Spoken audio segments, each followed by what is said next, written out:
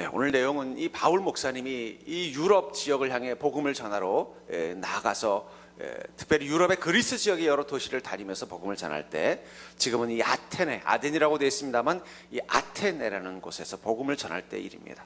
그곳에 가봤더니 이 아테네라는 곳은 그 당시 때 그리스의 중심지였으며, 또한 그리스 신화의 다양한 신들을 섬기는 다양한 신들이 있는 종교의 도시였다고 볼 수 있어요. 그 아테네 신들 하면은 우리가 아는 제우스부터 시작해서 수많은 신들을 섬기는, 이 마치 그 다양한 신들을 섬기는 그런 그리스 신의 가장 중심지가 이 아테네인데, 그곳에 가서 이 바울 목사님이 그들을 바라보다가 그들 중에 어떤 사람들은 알지 못하는 신이라는 이름을 가지고 어떤 신을 숭배하는 것을 보면서 그들 안에 있는 종교심을 봅니다. 그리고는 22절 23절에 이렇게 말을 하죠. 바울이 아레오바고 가운데 서서 말하되 아덴 사람들아, 너희를 보니 범사에 종교심이 많도다. 내가 두루 다니면 너희를 위하는 것들을 보다가 알지 못하는 신에게라고 새긴 단도 보았으니, 그런즉 너희가 알지 못하고 위하는 것을 내가 너에게 알게 하리라. 바울 목사님이 이 아테네 땅을 보니까 우상들을 가득 섬기고 있었지만, 그러나 그는 긍정적인 눈으로 그 땅을 바라볼 때 거기 무엇이 있었다는 거예요? 사람들의 마음 가운데 종교심이 있었다는 거예요. 어떻게 이 기독교가 이 대한민국에서 이렇게 짧은 시간에 엄청나게 성장할 수 있었는가의 비결은, 사실은 우리 민족은 종교심이 강한 민족이에요. 다만 그 대상이 누구예요? 부처라든지 아니면은 여러 가지 그 샤먼적인 신들을 섬겨서 그렇지, 이 종교심이 강한 민족이 우리나라 사람들이에요. 그러니까 그 강한 종교심에 누가 들어오신 거예요? 예수님이 들어오니까 다른 사람이 된 거예요. 저희 할머니, 외할머니 몇 번 간증으로 들었습니다만, 저희 외할머니도 참 종교심이 많으신 분이셨어요. 그래서 때 되면은 신들에게 절을 하는 거예요. 아침에 일어나면 부뚜막신, 또 장떡대 신한테 꼭 치성 드리고, 또 집안에 기루화목 있으면 기를 택해서 하고, 또 제사란 제사는 다 드리고, 가끔씩은 또 무당 찾아가서 굿도 하시는 그런 할머님이셨어요. 그분이 예수님 만나고 나니까 제일 먼저 하는 게 뭔지 아세요? 새벽 예배부터 가시더라고요. 왜냐면 어떤 습관이 있는 거예요. 새벽마다 일어나서 장독대에서 비나이다 하던 이 습관이 이제 교회 가서 예수님께 비는 거예요. 그러니까 사실은 우리나라가 이렇게 기독교가 빨리 성장할 수 있었던 비결은 우리 안에 무엇이 있었기 때문이에요? 종교심이 풍부했기 때문이에요. 하나님도 그것을 아시고 우리를 빨리 택하신 것입니다. 그러니까 사실은 종교심이 많다는 건 참 축복이에요. 근데 문제는 그 종교심이 정확하게 하나님을 알고 믿는 종교심이면 좋지만, 그것이 잘못된 신. 그래서 우리나라가 이단도 많은 이유가 뭐예요? 우리 민족의 성품이 이 종교심이 많기 때문에 그런 거예요. 그러니까 이단에도 잘 빠지고 우상에도 잘 빠지는 그런 게 바로 우리 민족성이라는 거예요. 근데 보니까 이 아테네가 그런 곳이더라는 거예요. 그래서 뭐라고 하냐면, 너희들 중에는 알지 못하는 그것을 위해서 기도하고 있는데 내가 그 알지 못하는 그 신이 어떤 분인지를 정확하게 알려주겠다 하면서 복음을 전하는 게 오늘 내용의 이것입니다. 전 그것을 통해서 어쩌면 우리 시대도 이 아테네와 같은 상황이 아닐까. 특별히 우리나라 사람들은요, 종교심이 풍성한 사람이에요. 그래서 예수 안 믿으면요, 다른 신이라도 섬기는 자들이에요. 그러니까 자꾸 사람들이 아이고 나 예수 안 믿어요, 교회 안 가요, 그러더니 다 어디로 가요? 다 무당 찾아가서 굿들을 보는 거예요. 요즘은 이 강남 부자 중에 이 점쟁이들도 많대요. 왜 그렇습니까? 이게 우리 마음의 종교심 때문에 그런 거예요. 이 종교심이 많다 보니까 어떻게 돼요? 하나님을 믿어야 할 자리에 하나님 안 믿으면요, 어차피 우상이나 잘못된 신을 섬기게 돼 있어요. 그러니까 여러분들 다른 사람들에게 예수 믿으라고 복음 전하는 게 절대 신앙적인 강요가 아니에요. 그 사람들 예수 안 믿으면요, 가서 어디 이상한 귀신 섬길 수 있는 사람들이기 때문에 예수 믿으라고 하는 게 더 낫다는 거예요. 전 어쩌면 이런 시대, 특별히 이 땅에 우리 그리스도인들이, 그렇다면 우리는 정말로 정확하게 하나님을 알고 예수님 믿고 있습니까? 그게 중요하다는 거예요. 바울 목사님이 그들을 보면서 너희들은 알지도 못하는 신에게 절을 하고 있구나. 근데 너희가 알지 못한다고 말하는 그 누군지 모르지만 막연한 자신들을 만드신 그 신에 대해서 마음을 가지고 있다면, 내가 구체적으로 그분이 어떤 분인지를 가르쳐 주겠다라고 하면서 이 복음을 전하는 이것을 통해서, 어쩌면 이 종교적 다원주의 시대, 다양한 신을 섬기는 이 시대에서 우리는 어떤 신을 섬기는 자인지를 여러분 오늘 이 바울의 이 증거를 통해서 확인할 수 있는 자가 되기를 주의 이름으로 축복합니다. 제가 왜 그 고민을 하냐면은, 그리스도인들 중에서도 하나님을 알지 못하고 하나님을 섬기는 분들이 있다는 거예요. 복음이 무엇인지를 정확히 모르고 그리고 예수 믿고 있는 분들도 계셔요. 제가 성경 공부해보면요, 어떨 때는요, 저분은 정말 오랫동안 신앙생활을 했는데 정말 복음이 무엇인지를 알고 계시나? 막 답답할 때가 있어요. 전 그런 의미에서 여러분들이 온전한 하나님을 아는 믿음이 되기를 주의 이름으로 축복합니다. 믿음은 우리가 진정한 참 하나님을 알 수 있게 해주는 유일한 방법이라는 거예요. 그래서 믿음으로만 경험할 수 있는 하나님이 있어요.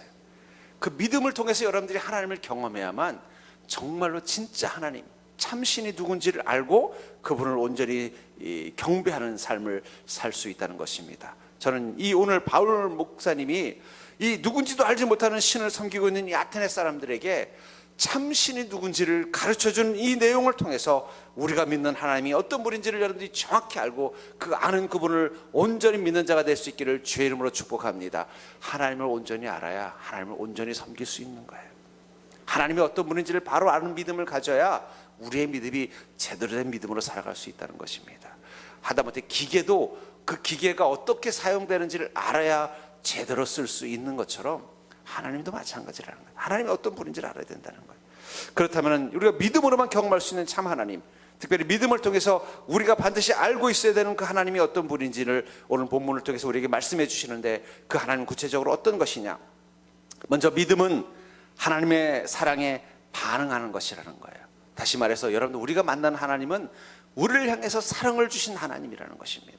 그것을 우리 믿음을 통해서 하나님의 사랑 앞에 반응한다는 것입니다. 25절을 보시면, 또 무엇이 부족한 것처럼 사람의 손으로 섬김을 받으시는 것이 아니니 이는 만민에게 생명과 호흡과 만물을 친히 주시는 이심이라. 이 아테네 사람들을 보니까 자신들이 하나님을 섬긴다고 말을 하지만 그 하나님은 구체적으로 어떤 하나님이에요? 우리가 섬겨주지 않으면 안 되는 존재로 착각하고 있다는 거예요. 그래서 뭐라고 하는 거예요? 아니다, 하나님은 그런 분이 아니라는 거예요. 무엇이 부족한 것처럼 너희들에게 섬김을 받아야 되는 그분이 아니라는 거예요. 그분은 이 생명과 호흡과 만물을 친히 주신 주인이시지 너희들이 그 부족함을 채워야 되는 존재가 아니라는 것입니다. 이게 믿음이에요. 여러분, 믿음은 하나님의 부족함을 채워주는 게 믿음이 아니라는 거예요. 전에 그런 예화를 들은 적이 있어요. 2차 세계대전이 끝나고 나서 독일의 한 교회가 공습을 당해서 많이 망가졌답니다. 그래서 그 교회를 다시 재건하기 위해서 그 교회 교인들이 모여서 함께 헌금을 하면서 그 교회를 재건하는 계획을 세웠는데, 뭐 지붕은 어떻게 하고 또 문은 어떻게 하고 낡아진 건물은 어떻게 하고 이런 걸 다 계획을 했는데, 마지막으로 그 교회 마당에 있는 예수님의 동상도 폭격을 맞아가지고 손과 발이 다 망가졌더래요. 그래서 이건 어떻게 할 것이냐? 그래서 그건 그대로 놔두자. 그리고 우리가 그분의 손과 발이 되자. 너무 멋진 말이죠. 근데 저는 그게 잘못됐다고 생각해요. 어쩌면 독일 교회가 멸망한 이유는 잘못된 교회관을 가지고 있었기 때문일지도 몰라요. 우린 예수님의 손과 발이 될 수 없어요. 여러분들이 감히 어떻게 예수님의 손과 발이 돼서 주님의 일을 할 수 있어요? 여러분들 정말 예수님의 손과 발이 돼서 주님의 일을 한다고 생각하세요? 그럼 여러분들 손에다가 예수님처럼 못 박을 자신 있으세요? 오늘 밤 가서 바늘로 한번 찔러 보십시오. 바늘도 하나 못 감당하면서 어떻게 감히 대못을 박을 생각을 하세요? 거기서부터 잘못된 거예요. 저는 왜 독일 교회가 멸망을 했을까, 이렇게 망해버렸을까 생각해보면 거기서부터 잘못됐구나. 우리가 감히 어떻게 예수님의 손과 발이 되겠다는 생각을 해요. 우린 영원히 예수님의 손과 발이 될 수 없어요. 주님이 우리의 손과 발이 되어주시는 거죠. 우리가 교회를 섬긴다는 것에 대해서 착각하시면 안 됩니다. 마치 이 아테네에 있는 이 누군지도 모르는 신을 섬기는 그들이 마치 우리가 신을 섬겨줘야만 그 신이 온전해진다는 착각을 가지고 지성을 다하고 정성을 다해서 자신들의 신전을 세우고 자신들의 신을 숭배하는 걸 보면서 하나님은 그런 분이 아니라는 거예요. 너희들의 섬김은 꼭 필요한 분이 아니라 너희들이 온전히 섬기게 되는 이유는 그분이 어떤 분이기 때문이에요. 무한한 사랑으로 우리를 지키시고 보호하시는 분이시기 때문에 그분의 사랑 앞에서 우리는 오히려 우리 자신의 부족함과 연약함을 내어놓는 게 믿음이라고 말하고 있다는 것입니다. 요한일서 4장 10절에 보면 사랑은 여기 있으니 우리가 하나님을 사랑한 것이 아니요 하나님이 우리를 사랑하사 우리 죄를 속하기 위하여 화목제물로 그 아들을 보내셨습니다. 우리가 하나님을 사랑한 것이 아니라 하나님이 우리를 사랑하셨다. 여러분, 우리가 주님과 함께 믿음의 관계를 갖는 데서 가장 중요한 전제 조건은 뭐냐면 우리가 하나님을 사랑하는 것이 아니라 하나님이 우리를 사랑하셨다는 사실을 깨닫는 것입니다. 거기서부터 믿음이 시작이 된다는 거예요. 하나님 우리를 사랑하셔서 어떻게 해요? 우리 죄를 속하기 위하여 화목제물로 그 아들을 보내셨다는 거예요. 예수 그리스도는 어떤 분이라는 거예요? 우리의 죄를 속하기 위해서 하나님이 주신 그 화목의 제물이라는 것입니다. 이 무당들에게 구술하면은요, 가끔 신문에 보면은 이 무당에게 구술한 사람이 구술했는데도 일이 잘 안 되니까는 그 무당을 대상으로 고소를 했다는 거예요. 굿값 돌려달라고.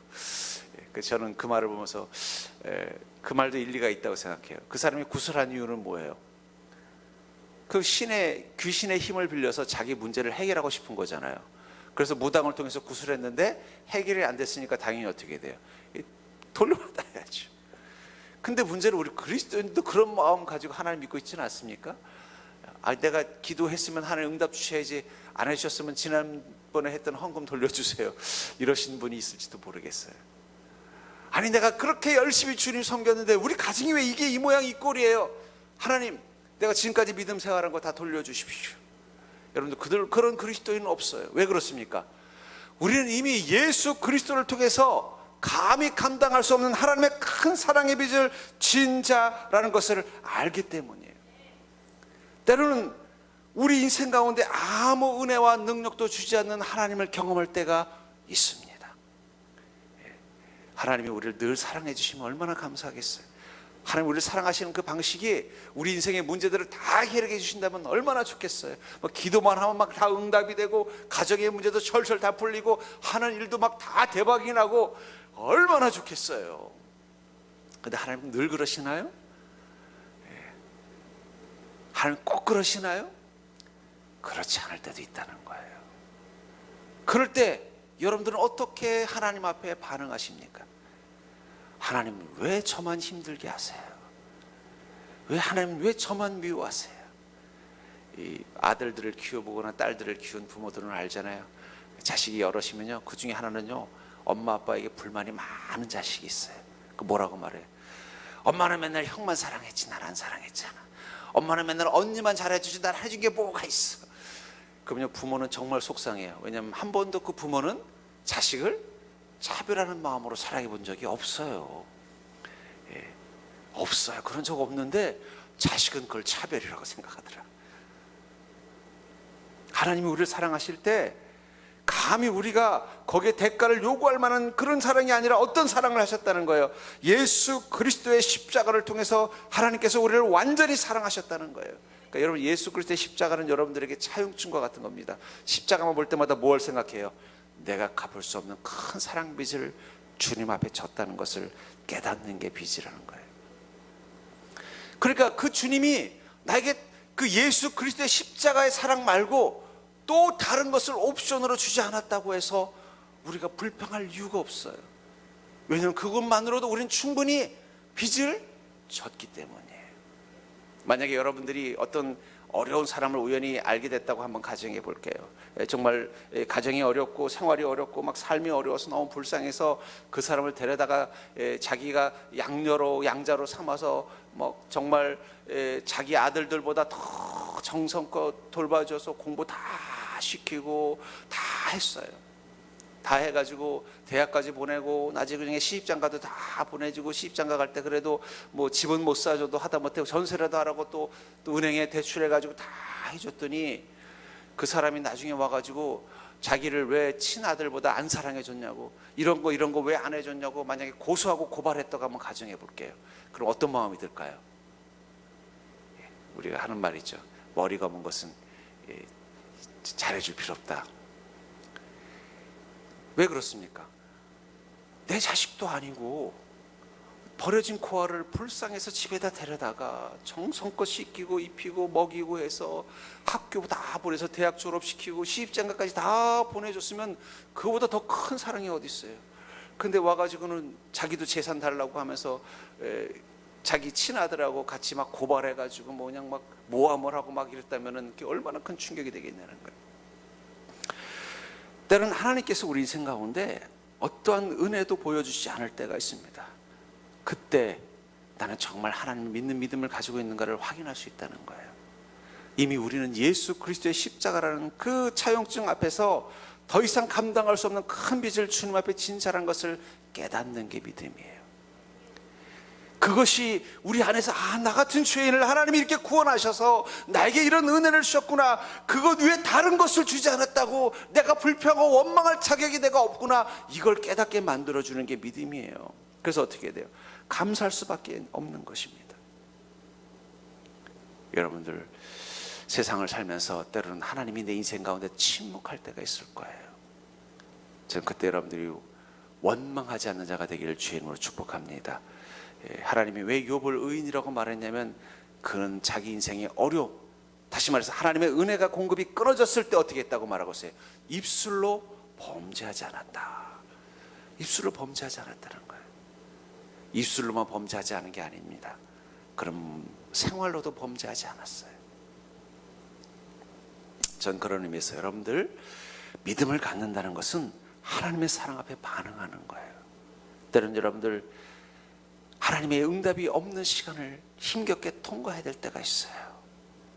가정의 문제도 해결되지 않고, 건강의 문제가 해결되지도 않고, 또 내 직장의 문제가 해결되지도 않고, 내 경제적인 어려움도 해결되지 않고, 모든 게 마치 사방으로 우겨싸움을 당한 것처럼 힘들고 지치는 마음으로 주의 전에 올 때도 있을 것입니다. 그때마다 여러분들의 믿음이 그럼에도 불구하고 주님의 사랑 앞에 감사하는 마음을 가지고 서 있는 자가 될 수 있기를 주님의 이름으로 축복합니다. 그것을 통해서 하나님이 어떤 분인지를 아는 거예요. 내 삶은 하나님의 은혜가 전혀 없는 것처럼 마른 땅 같은 그 시간이지만 주의 전 앞에 서면은 내 마음에 눈물이 생기는 거예요. 하나님, 나 같은 게 뭔데 나를 사랑하셔서 나를 위해서 십자가에 달려 죽으시고 나를 구원하셔서 내가 천국의 소망 가지고 사는 존재로 만들어 주셨습니까? 주님 감사합니다 하고 눈물 흘리면서 기도할 수 있다면 여러분들은 하나님을 제대로 알고 있는 거예요. 아까도 예와 같은 것처럼 자식들 중에 꼭 한 명은요, 부모의 사랑을 모르는 자녀가 있어요. 그래서 맨날 왜 형보다 나한테 안 해줬어, 왜 누나 언니보다 나한테 안 해줬어, 원망하는 그 자녀 보면 얼마나 속상해. 왜냐면 그 부모의 사랑을 그는 모르는 거예요. 내가 누군지 모르는 거예요. 내 자녀지만. 그러다가 그 속썩이던 자녀가 지도 애 키워보고 똑같이 자기 원망하는 자식 낳아보면요, 그때서야 깨달아, 엄마가 그런 마음으로 나를 사랑하셨구나. 근데 내가 엄마 마음에 그런 대못을 박았다니 참 내가 못나고 어리석은 인간이었구나. 그때서야 엄마가 누군지를 깨닫는 거예요. 여러분, 믿음은, 여러분들 하나님을 알게 해주는 믿음은요, 하나님이 침묵하실 때, 그때 여러분들은 하나님을 알 수 있는 기회가 있는 거예요. 막 은혜가 넘칠 때 하나님이 잘 몰라요. 막 다 잘해주면 하나님이나 저 무당인들이 하는 귀신들이나 뭐가 다른지 잘 몰라요. 그렇잖아요. 뭐 굿거리에서 얻는 복이나 막 하나님 주시는 은혜가 막 동일하게 주어지면 그게 어떤 하나님인지 우리는 모른다는 거예요. 그러나 내 인생에 하나님의 은혜가 멈춰있는 시간에, 내 몸도 힘들고 내 마음도 힘들고 내 삶도 지쳐있는 그 시간에 주의 전 앞에 서면은 갑자기 내 안에서 눈물이 나오면서 나를 사랑하신 주님의 은혜가 느껴지고, 나를 위해서 사랑하신 그 주님의 은혜가 저 십자가 앞에서 분명하게 보여지고, 그것이 기쁨이 되고 감동이 되는 순간 여러분들은 그때서 비로소 하나님이 어떤 분인지를 아는 자가 되는 거예요. 그게 믿음의 힘입니다. 근데 놀라운 건 그 기쁨의 눈물을 내 인생의 가장 밑바닥에서 흘리는 자만이 비로소 하나님의 기쁨의 미소를 볼 수 있어요. 그때서야 볼 수 있다는 거예요. 그때서야 네가 나를 아는구나, 네가 나를 아는구나. 그리고 하나님이 그 순간 여러분들 그 인생의 밑바닥에서부터 끄집어 올려내 주십니다. 그러니까 제가 보면은요, 저는 여러분들 보시기엔 제가 이렇게 대식계의 새님처럼 생겨서 책이나 보는 그런 사람인 줄 알지만 제가 중학교 1학년 때부터 기도원 출신입니다.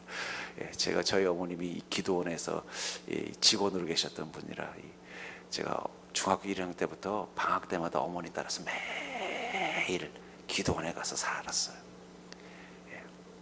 가보면요, 막 옛날에 기도원에는요, 저 서울대 병원보다 더 중환자실이 많았어요. 암 환자들은 뭐 기본이고요. 그냥 막 들것에 실려와서 누워 있는 사람도 많아요. 근데 그 사람들 중에 보면은요, 막 낫는 사람도 있고요. 몇 년째 계속 안 낫는 사람도 있어요. 근데 낫는 사람들의 공통점이 뭔지 아세요? 그 사람이 그 들어누워서 하나님 앞에, 그 은혜 앞에 통회의 눈물을 흘리면 다 낫더라고요.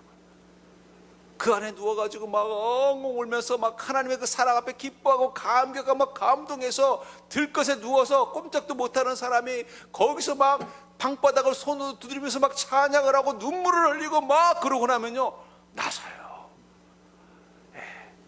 저는 그걸 많이 봤어요.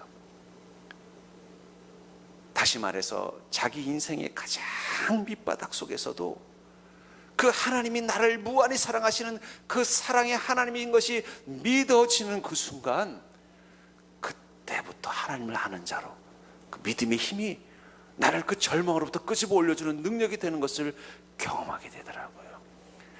그러니까 여러분들 힘들 때가 어떨 때예요? 하나님을 제대로 할 때예요. 힘들 때가 바로 그 하나님의 능력을 제대로 경험할 수 있는 것을 믿으시기 바랍니다. 아유, 목사님, 저는 벌써 오랫동안 내 삶의 이 문제가 해결되지 않았습니다. 그러면 지금 여러분들에게 필요한 건 삶의 문제가 해결되는 게 아니라 하나님을 아는 거예요. 이 절망과 고통 속에서 하나님 제대로 알게 해주시옵소서. 욥은 언제 하나님을 알게 됐어요? 자기 인생의 가장 밑바닥, 가족들이 다 죽고 온몸은 병들고 사업은 망하고 아내마저 버림받게 됐을 때, 그때서야 욥은 뭐라고 말해요? 주님, 이제 내가 두 눈으로 주님을 봅니다. 그러자 어떤 일이 났어요? 하나님이 갑절의 복으로 회복시켜줬다는 거예요. 그게 하나님의 회복의 원리더라고요. 그러니까 여러분, 힘들 때가 어떨 때라고요? 하나님을 제대로 할 때예요. 그래서 여러분들 믿음의 눈으로 그 하나님을 제대로 아는 자가 될 수 있기를 주의 이름으로 축복합니다.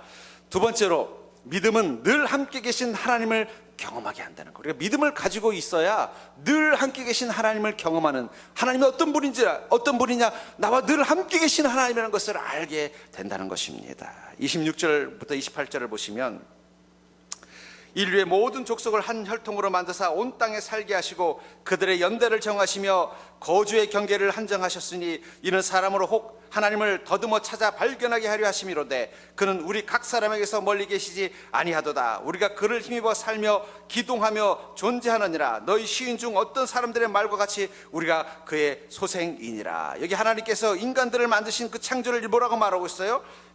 한 혈통으로 만드시고 온 땅에 살게 하시고 그들의 연대를 정하시며 거주의 경계를 한정하셨다. 아담의 후손이라는 것입니다. 또 하나님이 적각지로 다 흩어져 살게 만들었지만 또 그들이 어떻게 했다는 거야? 자기의 생명을 가지고 한계를 가지고 살게 만드셨을 뿐만 아니라 자신의 그 경계의 땅, 자기가 적하는 삶의 영역 속에서 살아가게 만들었다. 이 거주의 경계를 만드셨다. 그걸 하나님 만드셨다고 말하는데, 다시 말해서 그건 삶의 영역이라는 거예요. 그 거주의 경계, 우리 지금 평택시, 여러분들 어떤 도시가 도시를 바뀔 때 보면 이정표가 있죠. 뭐라고 되어 있어요? 환영합니다. 여기서부터 평택시입니다. 거주의 경계. 그러니까 여러분은 다 평택에 살잖아요. 근데 이 거주의 경계를 누가 만드셨다고 말하고 있어요? 하나님께서 한정하셨다는 거예요. 근데 왜 그렇게 하셨느냐? 27절에 이는 사람으로 혹 하나님을 더듬어 찾아 발견하게 하려 하심이라. 이 사람들은 하나님을 더듬어서 찾는 그 발견을 어디서 하는 거예요? 자기가 사는 땅에서 발견하게 하신다는 거예요. 여러분들이 사는 이 평택 땅이 어떤 곳이라고 생각합니까? 이 땅은 여러분들이 하나님을 더듬어 찾는 자리인 것을 기억하시기 바랍니다. 지난번에도 예언을 들었습니다만, 우리 교회 마당이 그 포켓몬 하는 사람들에게 핫플레이스를 해요. 저는 한 번도 안 해봐서 몰랐는데, 그 포켓몬이라는 게 있습니다. 그게 이렇게 핸드폰으로 이렇게 잡는데, 여기가 포켓몬들이 많이 출몰하는 지역이라 사람들이 일부러 이 마당에 와서 포켓몬을 잡아간다는 얘기를 들었어요. 그들은 여기서 뭘 찾는 거예요? 포켓몬을 찾지만 여러분들은 서정교회 마당에서 누구를 찾습니까? 하나님을 찾는 것입니다. 한때 이 포켓몬스타가 막 그 핸드폰으로 하는 포켓몬이 유행일 때 젊은이들 보면요, 공원 같은 데서 이 핸드폰 들고 왔다리 갔더니 뭐 이상한 짓들을 하는 걸 봤어요. 사람들 눈에는 안 보이지만 그들의 눈에 뭐가 보이는 거예요? 여기 뭐 포켓몬 무슨 뭐 괴물이 있다, 뭐 요정이 있다, 뭐 이런 걸 찾는 것처럼 이 평택당은 여러분들이 더듬어서 누구를 찾는 자리라고요? 하나님. 우리는 포켓몬을 찾으러 이곳에 있는 게 아니라 누굴 찾으러 온 거예요? 하나님 찾으러 온 거예요. 우리 옆 사람 보고 인사해 볼까요? 지난 한 주간 평택당에서 하나님을 몇 번이나 만나셨습니까?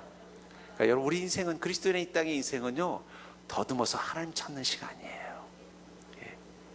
그것은 오직 믿음의 눈으로만 볼 수 있다는 거예요. 우리 일생은 하나님을 발견하는 곳입니다. 그리고 무엇보다 우리 각 사람에게서 멀리 계시지 아니하도다. 여러분들이 하나님은 멀리 계시지 않습니다. 여러분들이 어느 곳에 있든지 하나님 바로 가까운 곳에 계셔요. 그럼 왜 하나님은 우리 곁에 가까이 계실까요? 우리를 지키시고 보호하시고 우리와 함께 하시기 위해서요. 그 하나님이 여러분들과 함께 하십니다. 때는 여러분들에게 소중한 사람들은 여러분들에게 멀리 느껴질 때가 있어요. 옆에서 자고 있는데도 멀리 느껴질 때가 있죠. 그걸 뭐라 그래요? 낯설다, 남처럼 느껴진다 그러잖아요. 그러나 하나님은 언제나 우리와 함께 계십니다. 여러분들은 여러분들의 인생 속에서 하나님을 만나셔야 돼요. 그 포켓몬스타라는 그 프로그램을 가지고 핸드폰에서 포켓몬을 찾는 사람 눈에만 그것들이 보이는 것처럼 우리는 믿음의 눈으로 우리 삶 한가운데 계신 하나님을 만나시면 돼요.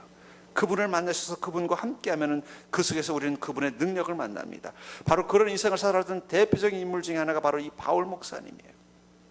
사도행전 27장 23절부터 25절에 보면은 바울 목사님이 유대인들의 모함에 의해서 죄수가 되어서 로마로 재판을 받으러 가다가 이 지중해에서 큰 풍랑을 만나서 배가 침몰하기 직전이 되었습니다. 그때 침몰하기 직전에 그 배 안에 있는 사람들을 향해서 바울 목사님이 이렇게 말을 합니다. 내가 속한 바 곧 내가 섬기는 하나님의 사자가 어젯밤에 내 곁에 서서 말하되 바울아 두려워하지 말라.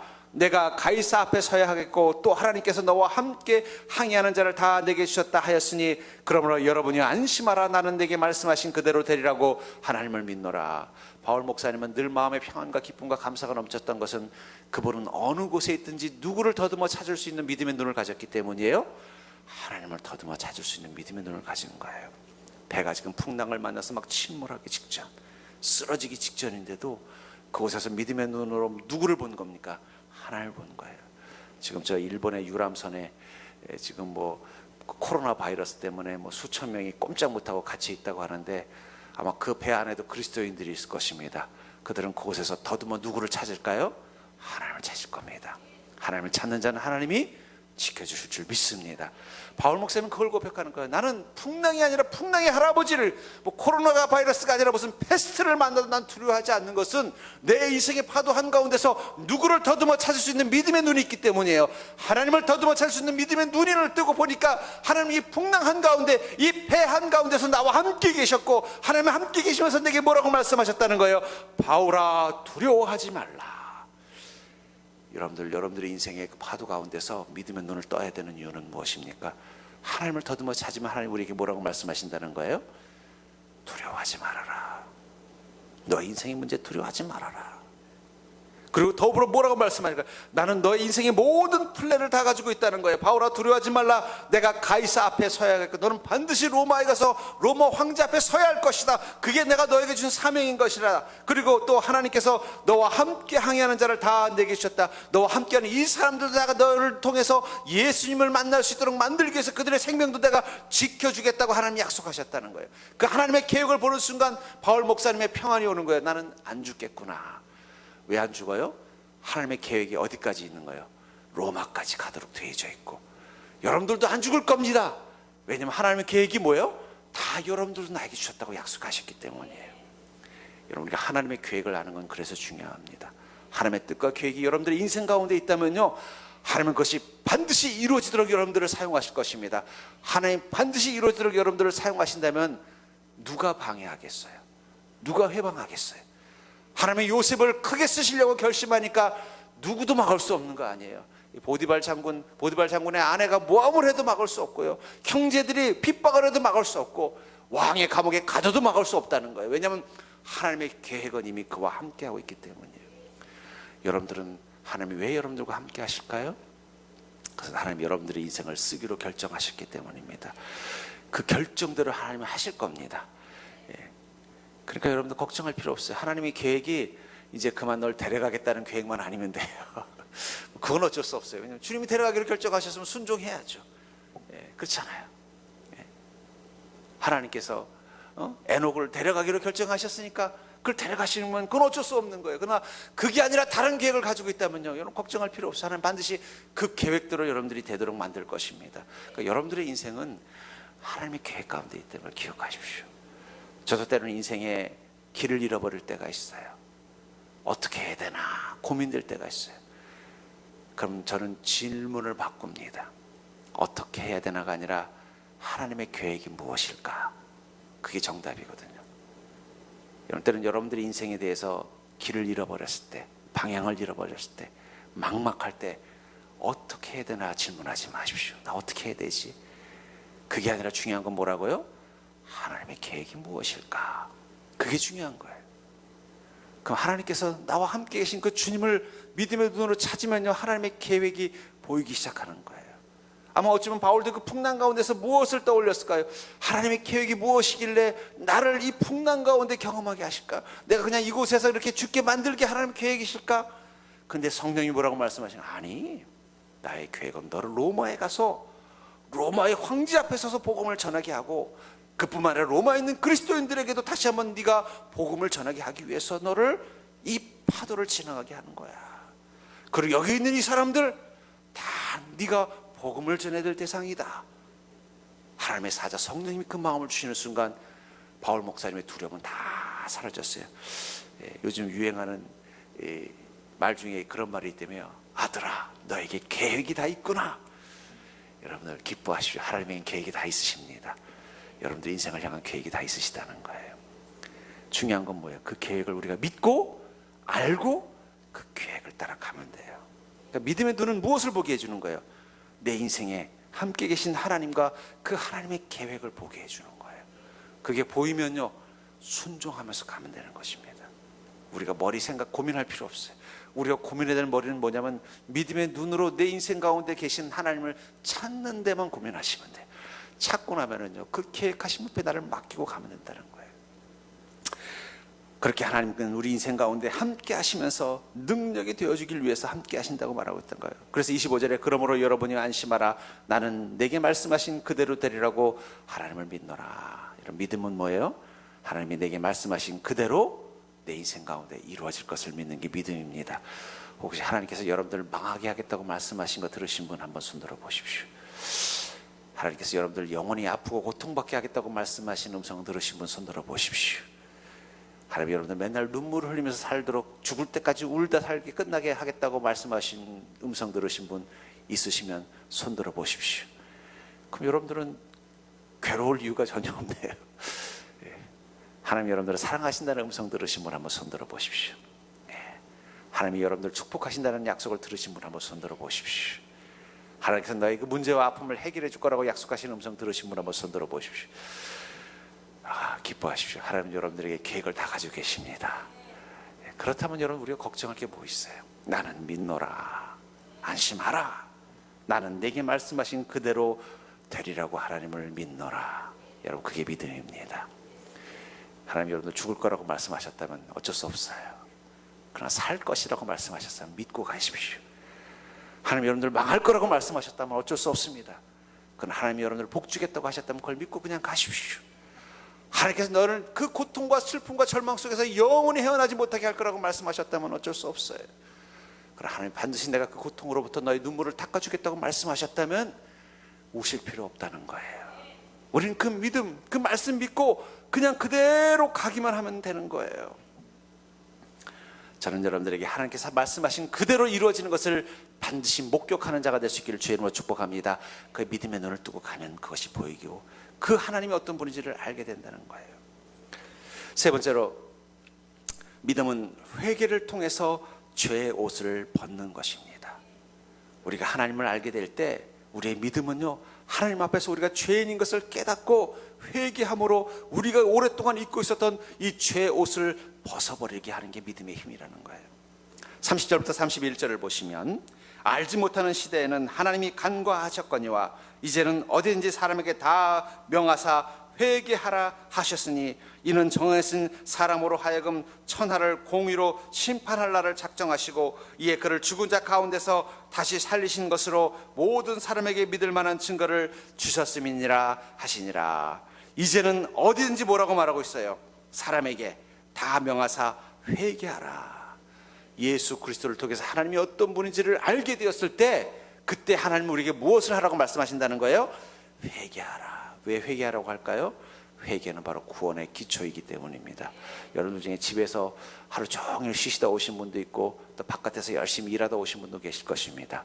만약에 여러분들이 오늘 밤 집에 가서 푹 주무시고 내일 아침에 누구를 만나러 뭐 결혼식이나 있어서 간다고 하면은 아침에 일어나면 제일 먼저 하는 게 뭘까요?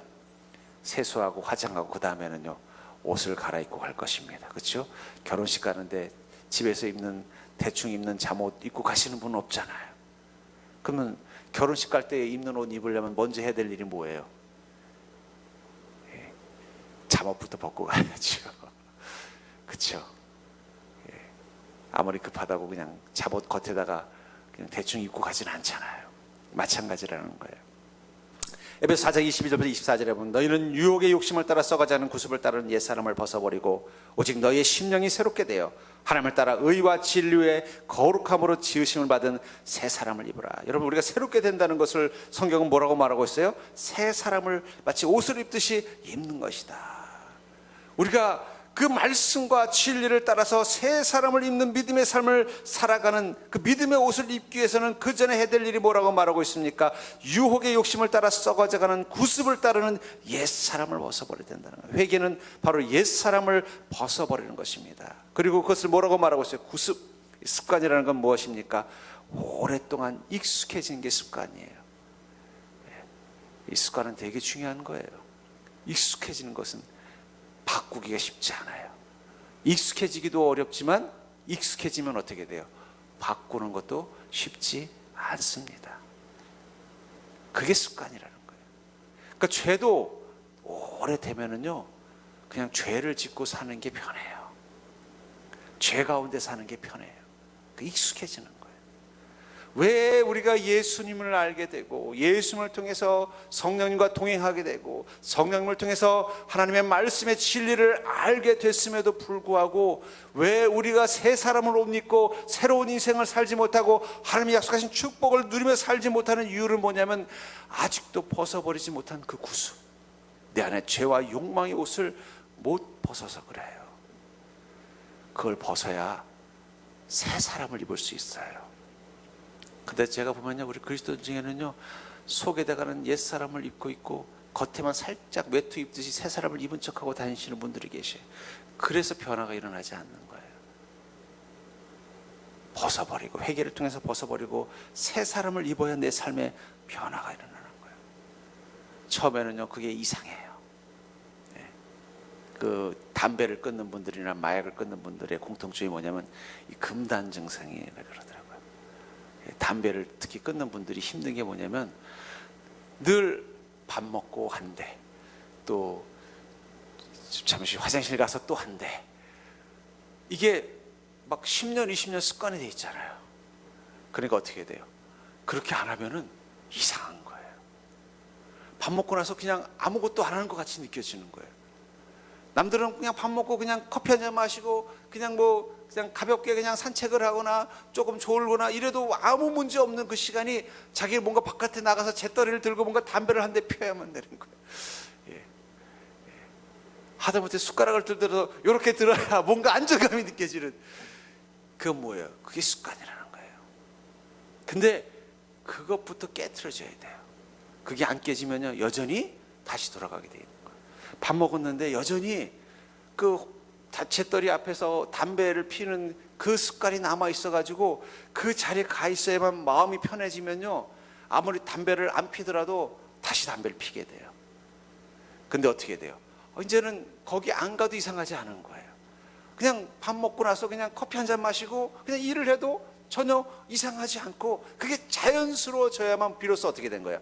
아, 담배를 끊을 수 있게 됐구나라는 걸 알게 되는 것처럼 우리 믿음도 마찬가지입니다. 여러분들, 저는요 하나님을 온전히 믿는 믿음으로 살면요 전 다 복 받을 거라고 저는 믿습니다. 전 분명히 하나님의 말씀은 진리예요.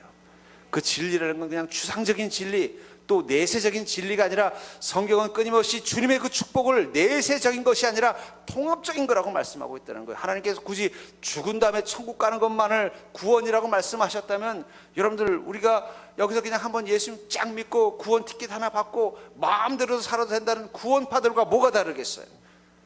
근데 성경은 뭐라고 말하고 있어요? 믿음이 오늘 너의 삶을 복되게 만들어 주는다는 거예요. 그 새 사람을 입는 것입니다. 그러려면요, 먼저 필요한 게 뭐라는 거예요?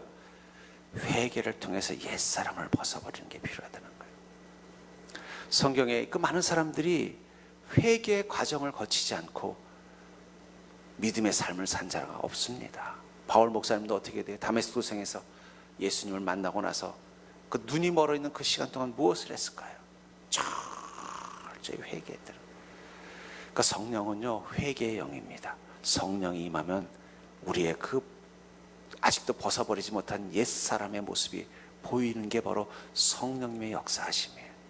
그리고 그것을 통해서 어떻게 돼요? 성령님이 나와 함께 하심을 통해서 그 순간부터 내 인생 가운데 능력이 나타나는 걸 경험하는 거예요. 제가 아까도 말한 것처럼 저는 기도원 출신이라고 말씀드렸습니다.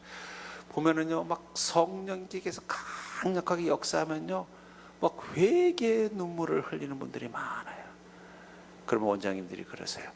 너는 지금 눈물을 흘리는 게 아니라 너희 안에 있는 병을 쏟아내고 있는 것이다. 그러니까 치유의 기적들이 나타나고 응답의 기적이 나타날 때 보면요, 회개의 영으로 성령이 오실 때 나타나요. 왜냐하면 우리 삶의 문제들 중에 많은 부분들이 해결되지 않는 이유가 뭐냐면 여전히 우리가 벗어버리지 못한 그 죄 때문인 경우가 많거든요. 여러분, 우리가 주님을 섬기면서 온전하려고 하다 보니까 핍박받아서 고통받는 경우보다요, 우리가 아직도 벗어버리지 못한 그 죄 때문에 핍박받는 게 사실은 더 많아요. 그것만 다 벗어버려도 여러분들이 이 생각 가운데 풍성한 하나님의 은혜는 상상을 초월할 것입니다. 전 그런 의미에서 여러분들, 우리의 믿음은요, 우리 안에 있는 아직도 벗어버리지 못한 그 죄의 옷을 벗어버릴 수 있도록 회개하게 만들어주는 것입니다. 그리고 그 순간 나를 구원하신 그 하나님의 사랑과 은혜와 능력이 어떠한 것인지, 그리고 예수님께서 나를 구원하셨다는 것이 무엇인지를 분명하게 아는 거예요. 그러니까 복음이 무엇인지를 아는 사람은 회개할 수밖에 없어요. 근데 회개가 없다, 그건 어쩌면 복음을 정확히 알지 못하는 사람일 수도 있다고 생각이 들어요. 저는 이 회개를 경험하지 못한 신앙을 가지고 있는 세대들을 바라보면서 그 생각이 들어요. 어쩌면 지금 세상이 요동하고 흉흉하고 그럴 때 정말 우리에게 필요한 것이 무엇일까? 그건 회개입니다. 우리나라도 그 평양 대부흥이라고 해서 우리나라의 기독교가 초창기에 엄청난 부흥을 이룰 때 출발점이 뭐냐면 평양에서 회개의 영성이 임했다는 거예요. 교회들마다 자신들의 죄를 회개하고 통회하는 막 놀라운 일들이 났어요. 우리가 부흥이라고 하면 막 하늘에 불이 보이고 그냥 막 죽은 자가 살아나고 막 이런 것만 부흥이라고 생각하지만, 우리나라가 처음 기독교가 정말 뜨겁게 성장할 때 출발점은 뭐냐면 그 교인들이 다 하나님 앞에서 눈물을 흘리면서 회개하고, 교인들뿐만이 아니에요. 평양에 있는 건달들, 깡패들이 다 회개. 그때 하필이면 깡패들이 회개를 많이 해가지고 우리나라 초창기 목사님 중에 깡패 출신들이 많았어요. 이분들이 좀 거칠어가지고 또 후유증이 지금도 남아 있습니다만, 그런 사람들이 다 회개할 정도로 뜨겁게 역사하기 시작했다는 거예요. 어쩌면 지금 필요한 성령의 역사는 회개의 영이 아닐까.